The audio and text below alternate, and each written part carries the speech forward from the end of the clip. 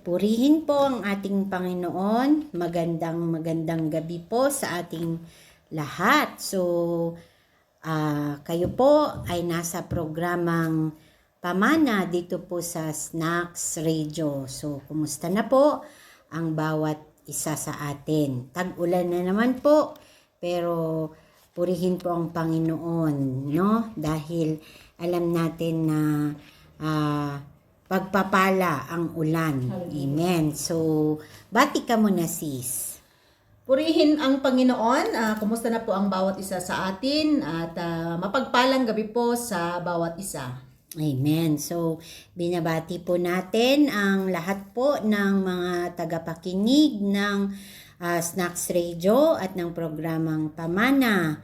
Ang mga kapatid po natin na visually impaired, sa buong Pilipinas at sa lahat po ng nararating, amen, ng Snacks Radio.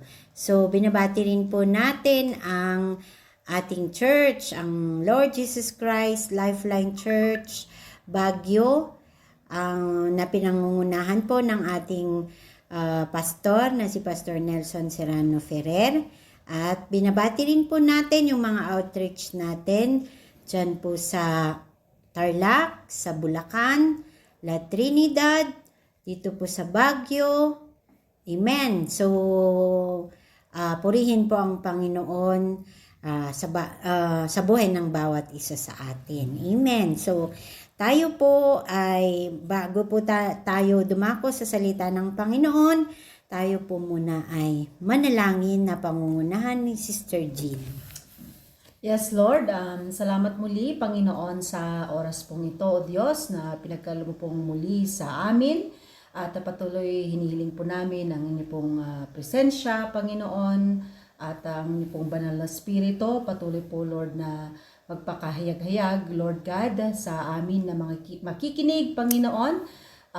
Lord, linisin mo po ang puso ng bawat isa, Panginoon, upang ang amin pong mga puso maging malinis pong sisidlan ng inyo pong mga salita, Panginoon.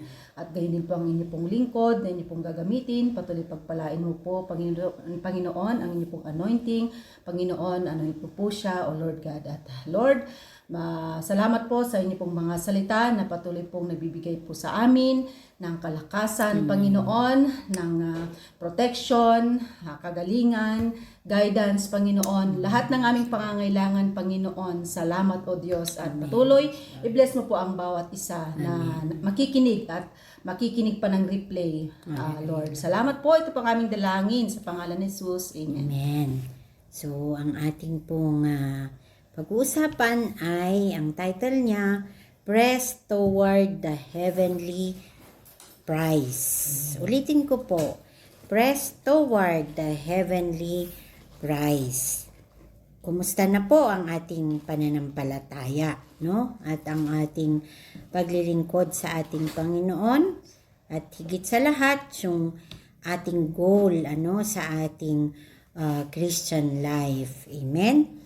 Diba, kapatid, nung bago-bago pa lamang tayo na Christian, ay nandoon yung ating init sa paglilingkod sa ating, amen, sa ating Panginoon.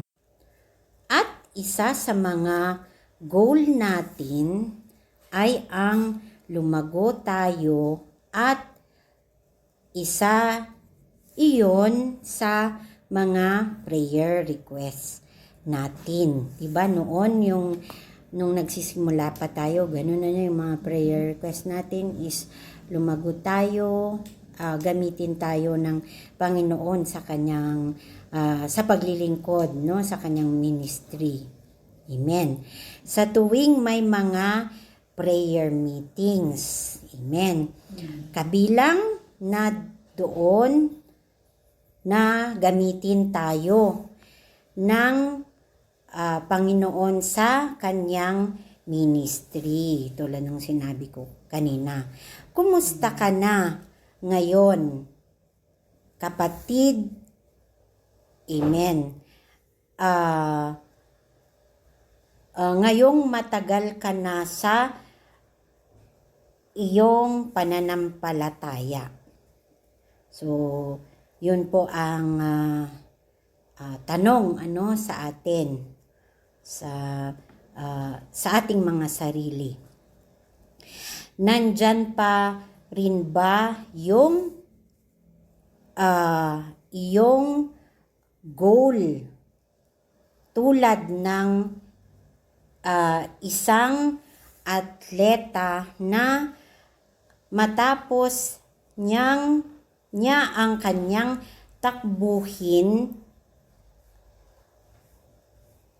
at makamtan niya ang kanyang gantimpala, di ba? Hindi siya tumigil doon, no? So, pag-usapan natin sa gabing ito kung paano tayo magpapatuloy na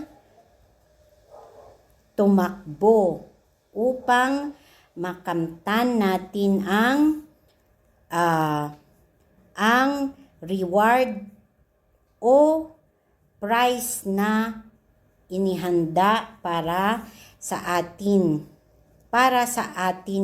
ng ating Diyos. Amen. Una, sabi niya dito, focus forward. Mag-focus ka sa iyong, hallelujah, sa iyong objective. Ano ba yung objective mo o goals? Ang mata mo ay huwag mong alisin sa finish line. So, doon ka lang tumingin or titingin. Diba yung prayer natin? Lord, alam ko na mayroon kang inihanda sa pagkikita natin. 'Di ba? Yun yung isang goal natin na makasama natin ang ating Panginoong Hesus, pagdating ng araw. So, doon lang ako titingin, 'di ba? Basahin natin sis yung ating text, sa Philippians chapter 3, unahin natin sa 13. Okay? Brethren, I count not myself to have apprehended, but this one thing I do, forgetting those things which are behind, and reaching forth unto those things which are before. Amen. So, sabi niya doon, I press on toward the goal to win the prize. Diba yung sinasabi niya doon? So, ang bawat isa ay merong takbuhin at may goal, na nais marating o makamtan. Amen. Kung ang mga manlalaro at mga manunugtog o kahit ang mga mang-aawit ay patuloy na nag-eensayo kahit na sila ay bihasa, di pa rin tumitigil, 'di ba? Yun yung ginagawa ng mga yung sample natin na manlalaro man 'yan, musikero man 'yan, hindi porket magaling na sila is stop na sila. Hindi, patuloy pa rin yung kanilang practice, pag-iensayo.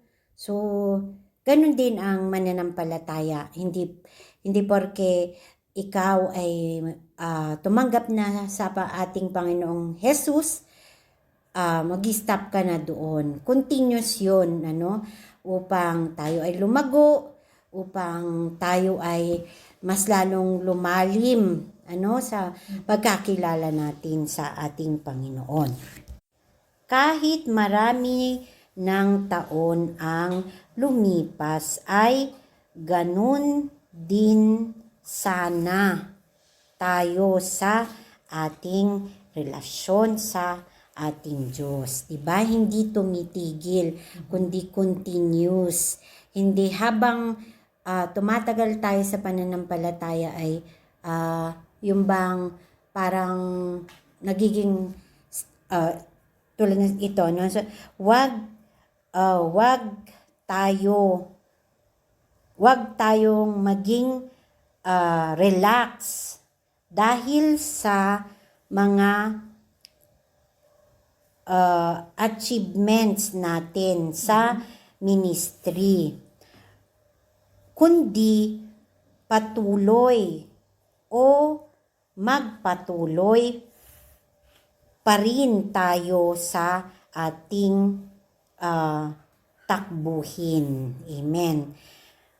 Philippians chapter 3 verse 15 to 16. Pakibasa, sis. Okay. Let us not therefore as many as be perfect, be thus minded. And if in anything ye be otherwise minded, God shall reveal even this unto you. Nevertheless, whereto we have already attained, let us walk by the same rule. Let us mind the same thing. Amen. So, sa Tagalog nga, sis, pakibasa mo. Okay. Para Kaya mas nga, maliwanag. kung ilan tayong mga sakdal ay mag-isip ng gayon, at kung sa anumay nangagkakaiba kayo ng iniisip, ay ipahahayag naman ito sa inyo ng Diyos. Lamang ay magsilakad tayo ayon sa gayon ding ayos na ating inabot na. Amen. So, sabi kailangang ganito tayo mag-isip. Tingin lagi sa finish line. Focus forward. Kailangan hindi maging stagnant at dumulas pababa. Amen. Keep on improving. Wag lang tayo makontento sa pag-church sa Sunday. Tapos, okay na. Kailangan pagsipagan natin na lumago at maglingkod ng maglingkod. Hallelujah. At wag huminto. Number 2, sabi niya doon, follow faithful footstep. 'Di ba yung una, sabi niya doon is focus forward. Number 2 naman, follow faithful footstep. Hallelujah.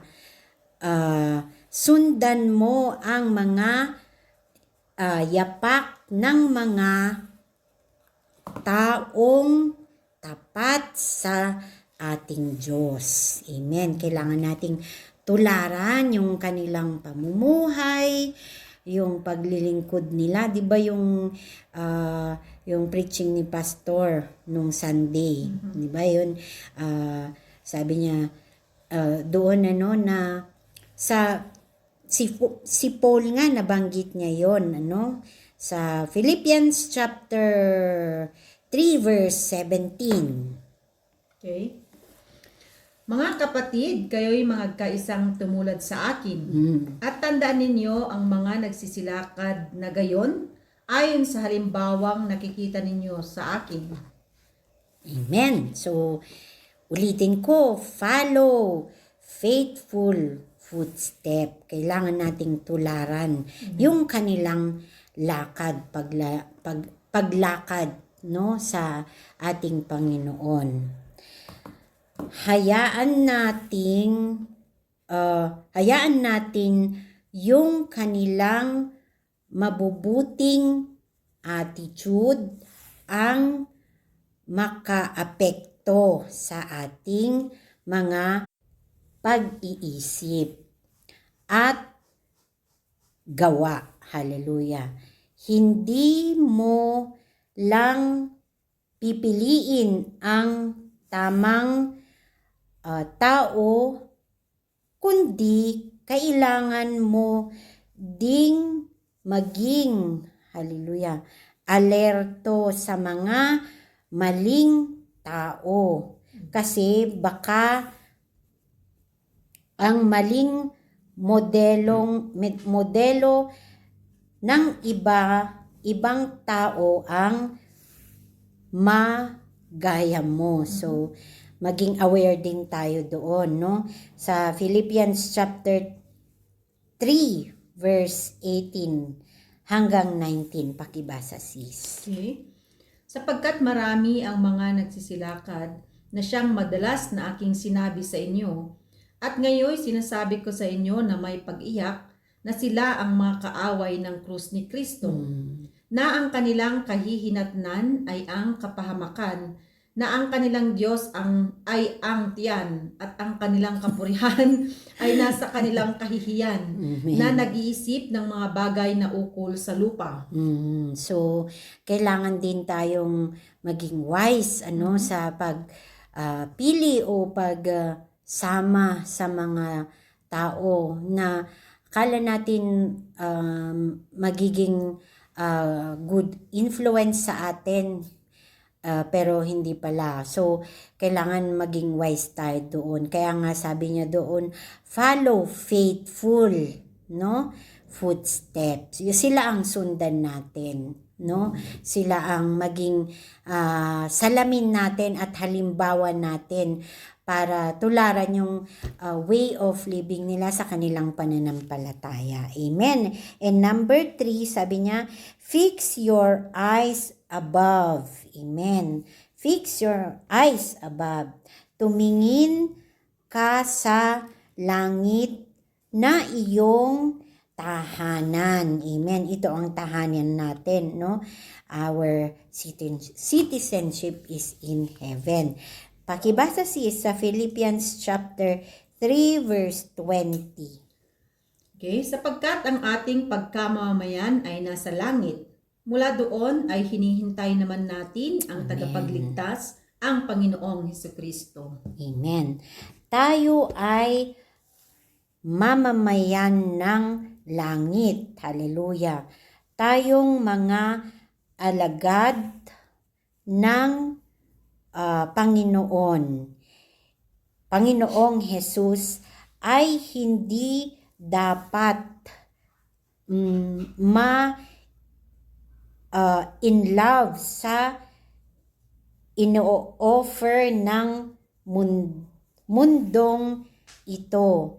Hindi tayo dapat maging attached dahil dadaan lang tayo ng 70 or years old o 80 years old, di ba? Hindi permanent yung dito sa ibabaw ng mundo. Hindi tayo permanente. So, may naghihintay na tahanan natin sa langit, no?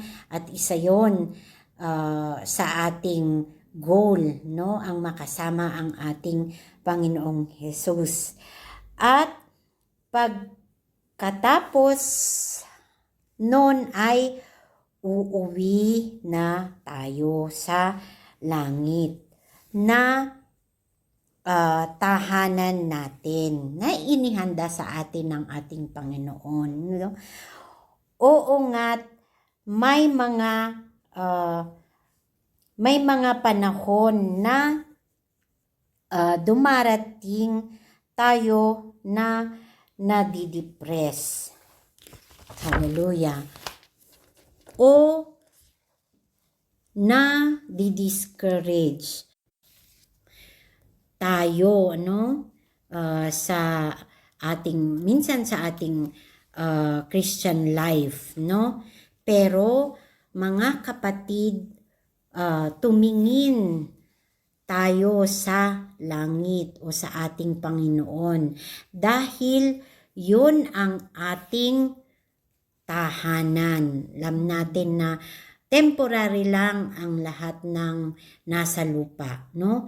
Even yung mga bagay na maaring magbigay sa atin ng discouragement, alam natin yun ay bahagi, amen, ng ating buhay dito sa mundo. Pero alam natin, naghihintay ang maganda, masaya, no? At walang hanggan na magandang buhay natin sa langit. Amen? Kaya pakibasa sa Philippians chapter 3 verse 21. Okay? Na siyang magbabago ng katawan ng ating pagkamababa upang maging katulad ng katawan ng kanyang kaluwalhatian, ayon sa paggawa na maipagpapasuko niya sa lahat ng mga bagay sa kanya. Ang best is yet to come. Hallelujah. If Jesus is not the price, then we are running the wrong race. Diba? Kailangan ang sentro talaga ng ating paglilingkod at yung ating goal is ang ating Panginoong Jesus. Ang totoong pinakadakilang gantimpala, amen, o premyo na matatanggap natin sa langit ay ang Panginoon mismo. Mamumuhay tayo bilang citizen ng langit na kasama natin ang ating Panginoong Jesus. So, ulitin ko po yung ating topic, yung ating topic is press toward the heavenly prize. So, paano? Una is, sabi niya dito, focus forward. Hallelujah. Yung pangalawa naman po, follow faithful footstep. And number 3 po ay fix your eyes above. So, minsan man po dumarating yung discouragement, pero lagi po tayong tumingin sa ating goal, no? Yung ating pagtingin sa ating Panginoong Jesus, na alam po natin na siya yung nagbibigay sa atin ng kalakasang spiritual. So, dumarating man po yung time ng ganon, no, na madidepress or malulungkot tayo, tumingin lang tayo sa ating Panginoon at patuloy na dumadangin, no, sa Kanya. Kasi sa Kanya lang naman tayo pwedeng lumapit. Amen? Purihin po ang Panginoon, tayo po ay manalangin. Panginoon, marami pong salamat sa iyong mga salita. Pagpalain mo po ito at hayaan mo po, Panginoon, na patuloy na maging kalakasan po namin ang aming mga napapakinggan, ang aming pagbabasa, aming pagdidevotion, pananalangin, maging kalakasan po namin spiritual ito. At hayaan mo po, Panginoon, na nandoon, Lord God, yung patuloy na pagtitiwala sa iyo, Panginoon, sa lahat ng maaari pong ma-experience po namin sa aming Christian life. Itinataas po namin sa iyo ang lahat-lahat dahil wala po kaming magagawa sa sarili lang namin, Panginoon, na kakayahan, kundi nais po naming patuloy na umasa sa iyo, na patuloy ka po na tutulong sa amin sa aming paglago spiritually, O Lord. Salamat po sa gabing ito. Pagpalain mo po ang lahat po ng nakinig makikinig at makikinig pa po, O Lord God. Purihin po ang iyong pangalan. Ito po ang panalangin namin. In Jesus' name, Amen. So magandang gabi po sa ating lahat at God bless po. Good night.